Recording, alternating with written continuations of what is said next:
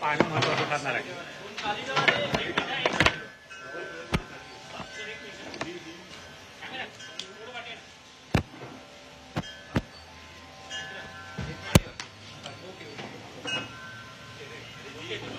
आज पहले हिंदी है. मराठी करा ना सर, लाईव्ह आहे.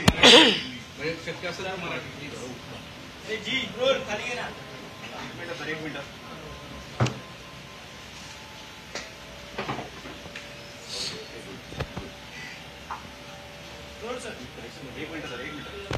आपण पाहतोय आता विधान परिषदेच्या निवडणुकीची ही चुरस वाढलेली असताना विरोधी पक्षनेते देवेंद्र फडणवीस हे आता पत्रकारांशी संवाद साधतायत. नेमकं काय बोलतील याकडे सगळ्यांचं लक्ष आहे. कशा पद्धतीने आता विधान परिषदेसाठी काय आखणी करायची, काय ठरतंय ह्याबद्दल ते नेमकं या पत्रकारांशी संवाद साधताना काय बोलतायत हे अगदी थोड्याच वेळात स्पष्ट होईल. एकंदरीत चुरस आता वाढताना दिसतेय. विधान परिषदेची निवडणूक ही राज्यसभेच्या निवडणुकीनंतर आता आणखी रंजक असं राजकारण करणारी असणार आहे असं म्हटलं जात आहे आणि देवेंद्र फडणवीस सध्या बोलत आहेत.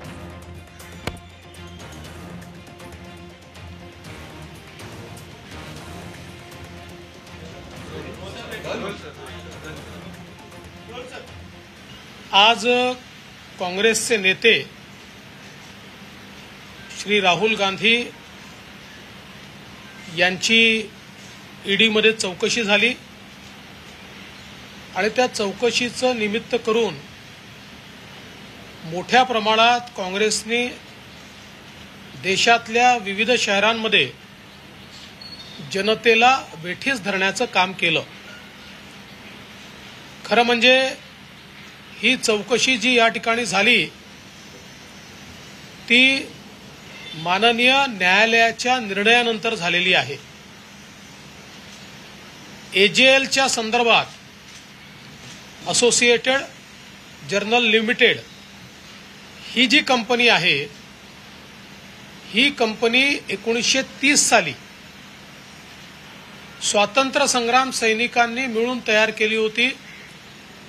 स्वातंत्र्य संग्रामाचं एक मुखपत्र असलं पाहिजे याकरता 5000 स्वतंत्र संग्राम सैनिक या कंपनीचे मालक होते किंवा शेअर होल्डर होते. त्यांच्याद्वारे ती कंपनी संचालित होत होती. 2010 साली श्रीमान राहुल गांधी आणि त्यांच्या परिवाराने एक यंग इंडियन नावाची कंपनी तयार करून केवळ 5 लाख रुपयाची कंपनी तयार केली आणि असोसिएट जनरल लिमिटेड एजेएलचे सगळे शेअर्स हे या कंपनीच्या नावाने ट्रान्सफर करून एजेएलच्या 2000 कोटी रुपयाच्या संपत्तीवर त्या ठिकाणी आपली मालकी प्रस्थापित केली आणि स्वतःच्या कुटुंबियांच्या मालकीच्या कंपनीत स्वातंत्र्य संग्राम सैनिकांची कंपनी आणि त्याची 2000 कोटी रुपयाची प्रॉपर्टी ही पूर्णपणे हडप केली. या संदर्भात कोर्टामध्ये ज्यावेळेस मॅटर गेलं त्यावेळी कोर्टाने अतिशय स्पष्टपणे 2019ला दिल्ली हायकोर्टाने या ठिकाणी सांगितलं की हा सरळ भ्रष्टाचार आहे. The entire transaction of transferring the shares of AGL to Young India was nothing but a clandestine and surreptitious transfer of the lucrative interest to Young India. पूर्णपणे हा भ्रष्टाचार असल्याचं दिल्लीच्या माननीय उच्च न्यायालयाने सांगितल्यानंतरच ईडीने या संदर्भातली कारवाई सुरू केली आणि त्या कारवाईच्या अंतर्गत हे सगळे पुरावे मिळाल्यानंतरच अशा प्रकारची चौकशी ही सुरू करण्यात आली आहे. आणि म्हणून मला असं वाटतं या संदर्भात जे काही वातावरण तयार करण्याचा प्रयत्न, विक्टिम कार्ड खेळण्याचा प्रयत्न हा काँग्रेसच्या वतीनं केला जातोय हा चुकीचा आहे. 5000 स्वातंत्र्य संग्राम सैनिकांची 2000 कोटी रुपयाची संपत्ती ही हडपल्याच्या प्रकरणी ही चौकशी आहे. आणि मला असं वाटतं एजेएल ही राष्ट्रीय संपत्ती आहे आणि ती जर कोणी प्रायव्हेट संपत्ती करत असेल तर त्या संदर्भात अशी कारवाई होणं हे अत्यंत स्वाभाविक आहे. मला असं वाटतं की काँग्रेस पक्षानं याचा भाऊ करण्याच्या ऐवजी ही जी काही या ठिकाणी चौकशी चालली आहे ही चौकशी फेस केली पाहिजे. Hindi associated journal limited AJL company के मामले में आज राहुल गांधी कांग्रेस के नेता इन्हें ईडी ने बुलाया था और इस बात के ऊपर पूरे देश में कांग्रेस ने हंगामा खड़ा करके ये प्रयास किया कि मानो उनको विक्टिमाइज किया जा रहा है, किंतु एजेएल ये कंपनी 1930 में तैयार हुई थी. भारतीय स्वातंत्र संग्राम को एक न्यूज़पेपर, एक मुखपत्र चाहिए. इस दृष्टि से स्वतंत्र संग्राम सेनानियों ने एजेएल की स्थापना की थी. 5000 स्वतंत्र संग्राम सेनानी एजेएल के शेयर होल्डर्स थे. उन्हीं की मालकियत एजेएल के ऊपर थी. 2010 में श्रीमान राहुल गांधी जी, इनके परिवार ने यंग इंडिया नामक एक कंपनी तैयार की और पूरे एजेएल के शेयर्स और उसकी 2000 करोड़ रुपए की संपत्ति ये यंग इंडिया इस कंपनी को हँडओव्हर कर दी गई, उसमें ट्रान्सफर कर दी गई. एसेट्स आहेत ते सगळे याच्यात आता इन्क्लुडेड आहे. सर, विधान परिषद निवडणुकीला 10 जागेसाठी 11 उमेदवार रिंगणात आहेत. काय प्रतिक्रिया द्याल? राज्यसभा तुम्ही असं आहे की आमची अपेक्षा अशी होती की सत्तारूढ पक्षाने ही निवडणूक बिनविरोध करावी. सत्तारूढ पक्षातही काही लोकांनी हा प्रयत्न केला, परंतु ती बिनविरोध होऊ शकली नाही. आम्ही 5 जागा या ठिकाणी लढवतोय. मी काल परवाही सांगितलं की सत्तारूढ पक्षामध्ये खूप मोठा अनरेस्ट आहे आणि त्या अनरेस्टला कुठेतरी जागा हवी आहे, म्हणून आम्ही 5वी जागा लढवतो. 5वी जागा लढवत असताना त्याचे काही आराखडे आम्ही तयार केले आहेत. हे खरं आहे की हे सोपं नाही आहे, पण मला विश्वास आहे की आम्ही 5वी जागा निश्चितपणे निवडून आणू. सर, सत्ताधाऱ्यांनी नेमकं तुमचं तिथून महाविकास आघाडीच्या काही नेत्यांनी तुमच्याशी बातचीत केली होती का? या संदर्भात बिनविरोध व्हावी अशी त्यांची मत नाही. काँग्रेसने माघार नाही घेतली. सत्तारूढ गटांकडनं माझ्याशी चर्चा झाली होती. त्यांनी असा प्रयत्न केला की काँग्रेसने आपला एक उमेदवार परत घ्यावा, परंतु काँग्रेसने तो उमेदवार परत घ्यायला नकार दिल्यामुळे ही निवडणूक या ठिकाणी होती. काँग्रेसने उमेदवार पाठीमागे न घेण्यामागे गणित असं म्हणलं जातं की तिथे सुद्धा मोठ्या प्रमाणामध्ये अंडरस्टेट एनसीपी आणि शिवसेना त्यांना वारंवार सांगू पाहत होतं की उमेदवारी पाठीमागे घेऊन बिनविरोध करा. यातनं त्यांच्यातलीच गणितही उघड होत आहेत का अंडरेस्टमधली? अनरेस्ट आहेच आणि आता समन्वयाचा देखील अभाव आहे. आता निवडणुका तर होणार आहेत.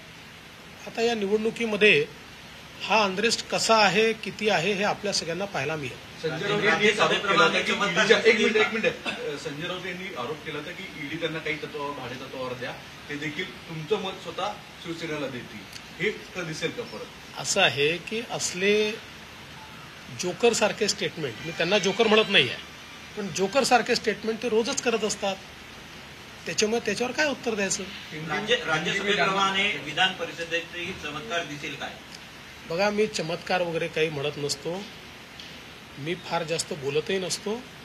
मला हा विश्वास आहे की आमचा 5वा उमेदवार निवडून येईल. मात्र त्यांनी आज नॉमिनेशन माघार घेतलेलं आहे. नेमकं काय कारण आहे त्यांना माघार घेतलं? असं आहे की आमच्याकडे आम्ही 6 लढवायचे की 5 लढवायचे या संदर्भातली चर्चा केली आणि सगळ्यांची चर्चा केल्यानंतर आमचे अध्यक्ष चंद्रकांतदादा पाटील यांनी सगळ्यांची चर्चा करून हा निष्कर्ष केला की आपण 5 लढवले पाहिजे, 6वी जागा लढवू नये, म्हणून आम्ही सदाभाऊ खोतांचा फॉर्म जो आहे तो परत घेतला.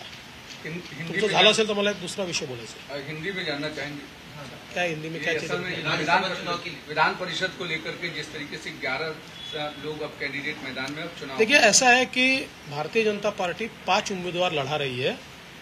5वें उम्मीदवार के लिए हमको अपेक्षा ये है कि आज जो सत्तारूढ़ पक्ष के एमएलएज में अनरेस्ट है, उस अनरेस्ट का हमको फायदा होगा और बड़े पैमाने पर वोट्स हमको मिलेंगे और 5वीं सीट भी हमको हमारी चुनकर आएगी. और इसी दृष्टि से हमने 5 सीट लड़ाई है. आज ये प्रयास जरूर हुआ कि कांग्रेस अपनी 1 सीट पीछे ले और निर्विरोध इस चुनाव को संपन्न किया जाए, लेकिन कांग्रेस ने उस बारे में मना किया और इसके कारण अब ये चुनाव होगा. शिवसेना और एनसीपी के अनुरोध के बाद भी कांग्रेस ने अपना उम्मीदवार पीछे नहीं लिया, तो क्या महाविकास अघाड़ी में समन्वय? देखिए, समन्वय तो है ही नहीं. समन्वय होता तो राज्यसभा में इस प्रकार की परिस्थिति नहीं तैयार होती. राज्यसभा में हमारे पास बहुत कम लोग थे और मतलब एक डेफिसिट था हमारे पास और ये खुला वोटिंग था. बावजूद उसके जब हम जीते हैं तो इसका सीधा मतलब है कि अनरेस्ट है. एक अत्यंत महत्वाचा विषय मला या ठिकाणी आज खरं म्हणजे महाराष्ट्रासमोर आणायचा आहे. ओबीसी राजकीय आरक्षणाच्या संदर्भात इम्पेरिकल डेटा तयार करण्याचं काम सुरू आहे. या डेटा तयार करण्याची जी काही पद्धत आता चाललेली आहे, ही पद्धत सदोष आहे आणि याचा ओबीसीवर खूप मोठा परिणाम होणार आहे. कारण आपल्याला माहिती आहे की अनेक आडनावं वेगवेगळ्या समाजामध्ये असतात आणि त्यामुळे ॲक्च्युअली एसर्टन करावं लागतं की हा व्यक्ती कुठल्या समाजाचा आहे. सॅम्पलमध्ये ते एसर्टन करावं लागतं. आत्ता ज्या प्रकारे हा सर्व्हे करणं चाललेला आहे, यामध्ये ओबीसीची संख्या ही मोठ्या प्रमाणात घटलेली दिसेल अशा प्रकारचा हा सर्व्हे चाललेला आहे. जे काही माझ्याकडे आकडेवारी आलेली आहे, मी आज तुमच्यासमोर सादर करत नाही. ती योग्य वेळी मी सादर करेन आणि त्यातले फ्लॉज काय आहेत हे देखील मी त्यावेळी आपल्याला सांगेन. पण मी सरकारला आजच अतिशय स्पष्टपणे सांगतो, कारण सरकार नेहमी उशिरा जागं होतं आणि तोपर्यंत ओबीसींचं मोठं नुकसान झालेलं असतं. आजच सरकारला मी जागं करू इच्छितो की आपण जो इम्पेरिकल डेटा तयार करताय त्या डेटामध्ये अनेक जिल्ह्यांचे ओबीसीच्या लोकसंख्येचे आकडे हे चुकतायत. आपला सॅम्पल सर्व्हे देखील चुकतोय आणि त्यामुळे त्या जिल्ह्यामध्ये ओबीसींची असलेली संख्या यापेक्षा खूप कमी संख्या ही आपल्या सर्व्हेमध्ये दाखवण्यात येणार आहे. आणि तसं जर झालं तर त्या जिल्ह्यांमध्ये अनरेस्ट उभा राहील आणि केवळ एवढ्यापुरतंच नाही तर ओबीसीचं मोठ्या प्रमाणात दुसऱ्याही आरक्षणात त्याचं नुकसान होऊ शकतं.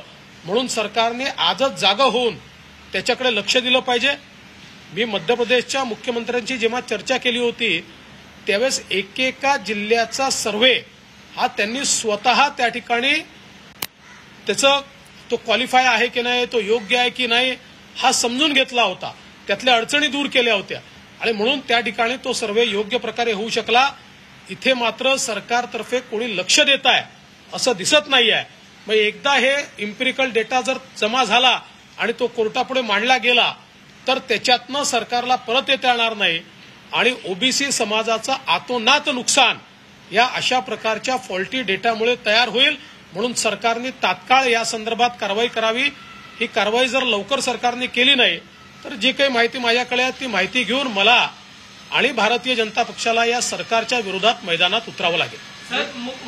सरकारमध्ये छगन भुजबळ असतील, विजय वडेट्टीवार असतील, सर्व नेते बोलत असतात की ओबीसीच्या डेटा कलेक्शनचं काम सुरू आहे, पारदर्शी कारभार सुरू आहे. त्यांचा वचक नाही का? सरकार फक्त म्हणतात आणि लक्ष देत नाही अशी परिस्थिती आहे. नाही बघा, मी राजकारण दूर ठेवतो आणि छगन भुजबळ साहेब जे आहेत हे सातत्याने या संदर्भात प्रयत्न करतायत, याबद्दल मला शंका नाही आहे. माझा त्यांच्या हेतूवर बिलकुल कुठेही अविश्वास नाही आहे.